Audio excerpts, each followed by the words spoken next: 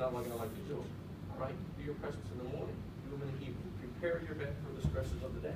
And in the evening, reverse the stresses of the day. But at that time, you'll be doing all the flexion and bending you want.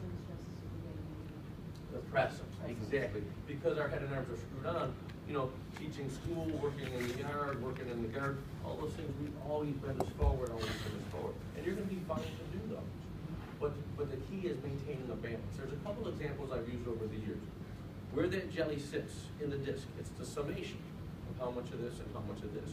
So because we're always bending forward and always slouching, it's a matter of time before one too many bend, one too many slumps. So if we get you doing this in the morning, doing this in the evening, it's a balance. So we're strengthening these muscles. Not so much the muscles, but because it's an issue within the joint. But we don't want that gel to get too pushed too far out. So if we're constantly reversing the flow, we maintain the balance. One instructor told me to use this example.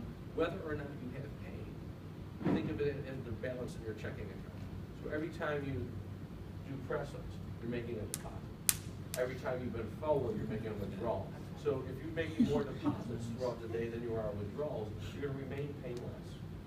If you get into a negative situation where you're doing more withdrawals, it's going to be one bend too many, and it goes up.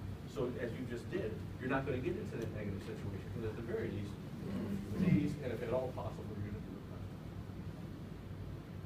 You should do very well. I mean, look what you've done already in just a few days' time. So fine.